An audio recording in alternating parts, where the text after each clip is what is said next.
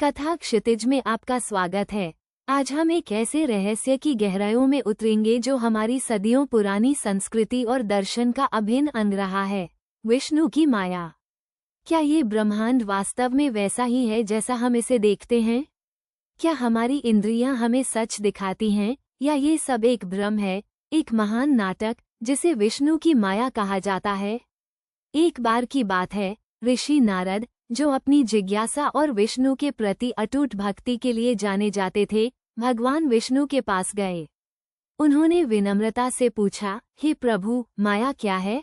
कृपया मुझे इस रहस्य से अवगत कराएं। विष्णु मुस्कुराए और कहा, नारद, माया को समझना इतना आसान नहीं है, लेकिन मैं तुम्हें इसे अनुभव कराऊंगा। भगवान विष्णु ने नारद को अपने साथ चलने के लिए कहा। वे चलते चलते एक विशाल रेगिस्तान में पहुंचे। धूप इतनी तेज थी कि रेत सोना लग रही थी। नारद प्यास से व्याकुल हो गए।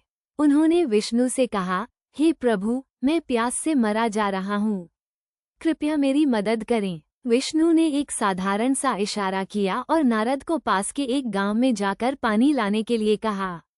नारद बिना किसी प्रश्न के गांव की ओर चल पड़े।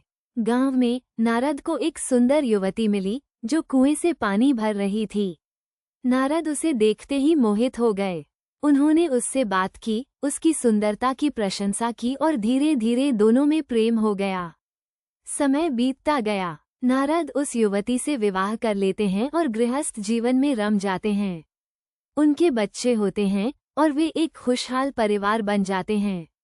नारद विष्णु को और अपनी तपस्या को पूरी तरह से भूल जाते हैं। वे एक सामान्य इंसान की तरह जीवन जीने लगते हैं, सुख दुख, हर्ष विषाद सब अनुभव करते हैं। एक दिन गांव में बाढ़ आ जाती है। चारों ओर हाहाकार मच जाता है। लोग अपनी जान बचाने के लिए इधर उधर भाग रहे हैं। नारद अपने परिवार को बचाने की कोशिश करते हैं, लेकिन पानी का बहाव इतना तेज होता है कि सब कुछ तहस नहस हो जाता है। नारद अपनी पत्नी और बच्चों को खो देते हैं। वे अकेले रह जाते हैं, दुख और निराशा से भरे हुए। वे डूबते हुए असहाय होकर भगवान को याद करते हैं। अचानक एक शक्तिशाली लहर आती है और उन्हें बहा ले जाती है। नारद पानी में डूबने लगते हैं। उन्हें लगता है कि अब उनका अंत निकट है।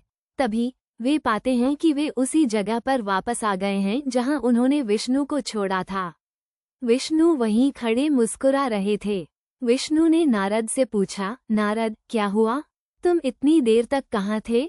नारद हैरान थे। उन्होंने कहा, प्रभु, मैंने एक गांव में शादी की, बच्चे हुए, बाढ़ आई और मैंने सब कुछ खो दिया। ये सब कुछ ही क्षणों में हुआ। विष्णु मुस्कुराए और कहा, नारद, यही माया है। यह एक भ्रम है जो तुम्हें वास्तविकता से दूर ले जाता है। तुमने जो कुछ भी अनुभव किया, वो केवल मेरी माया का खेल था। ये सब कुछ ही क्षणों में घटित हुआ, जबकि तुम वास्तव में मेरे साथ ही खड़े थे। इस कहानी से हमें पता चलता है कि माया एक ऐसा आवरण है जो सत्य को ढक लेता है। ये हमें भ्रमित करता है और हमें ये सोचने पर मजबूर करता है कि जो कुछ भी हम देख रहे हैं, वही वास्तविकता है। माया हमें सुख दुख, राग द्वेष और मोह माया के बंधन में बांधती है। विष्णु की माया को समझना आसान नहीं है, लेकिन ये जानना महत्वपूर्ण है कि यह मौजूद है। जब हम इस बात से अवगत होते हैं कि हम एक भ्रम में जी रहे हैं, तो हम सत्य की खोज में आगे बढ़ सकते हैं। हम अपनी इंद्रियों और मन को नियंत्रित करके माया के प्रभाव को कम कर सकते हैं। तो अगली बार जब आप अपने जीवन में सुख या दुख का अनुभव करें, तो याद रखें कि यह सब विष्णु की माया का एक हिस्सा हो सकता है। उस भ्रम से परे देखने की कोशिश करें और सत्य को खोजने का प्रयास करें। क्या ये ब्रह्मांड वास्तव में वैसा ही है जैसा हम इसे देखते हैं? शायद जवाब हमारी अपनी चेतना में छिपा हुआ है। धन्यवाद।